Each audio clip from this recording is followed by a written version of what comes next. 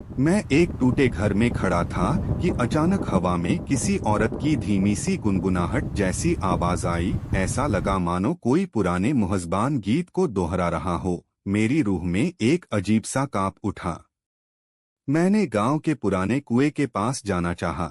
वहां पर एक बच्चा खेलते हुए दिखाई देता, पर उसकी आंखें खाली थीं, जैसे किसी ने उन्हें रात में छीन लिया हो।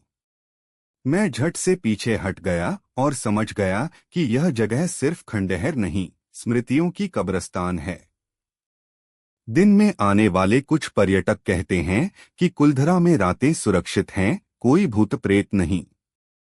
पर जो लोग दिल की गहराई से सुनते हैं, वे बताते हैं कि हर सुबह जब सूरज सबसे पहले रेत पर छपे निशानों को मिटाता है, तब हवा में एक धीमी साफ झींझोरा सी आवाज बची रहती है। कभी बच्चे की हंसी, कभी कपड़ों की सरसराहट, और कभी किसी ने अपना नाम पुकारा हो।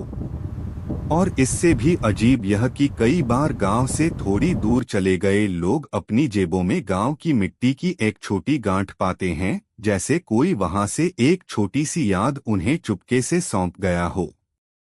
कुलधरा की असली कहानी शायद सच से भी अधिक रहस्यमयी है। यह त्याग की, इज्जत की और शाप की कहानी है।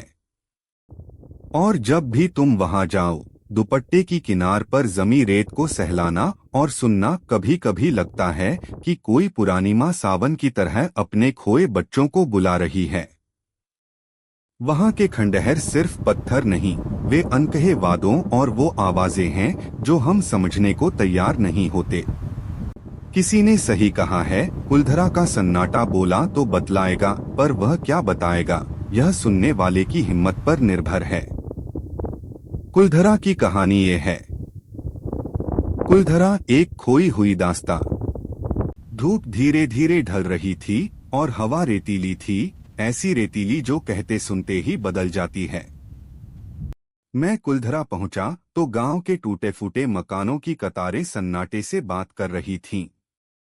दीवारों पर सूखी झुर्रियों जैसी दरारें, दरवाजों पर लटके हुए धूल भरे घुंघराले पट्टे, और हर एक आंगन में घास ने जैसे अपनी हुकूमत जमा ली हो।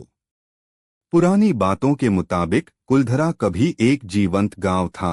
हंसते खेलते लोग, खिलते हुए खेत और शाम के वक्त गलियों में चूड़ियां छन छन की आवाज। पर एक रात सब कुछ बदल गया। कहते हैं गांव के लोगों पर एक समय के शासक की नजर पड़ गई, एक ऐसा हुकूमत जिसने उनकी शांति और मर्यादा को छीनने की सोची।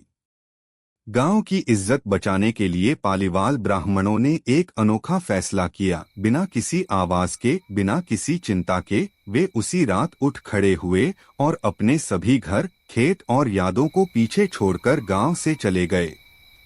रात के अंधेरे में जब वे निकल रहे थे, एक वृद्ध ब्राह्मण ने गांव के बीचों बीच खड़े होकर कहा, हम चले जा रहे हैं, पर जो भी इस गांव को गलत नियत से छुएगा, उस पर हमारी शापनी छा जाएगी।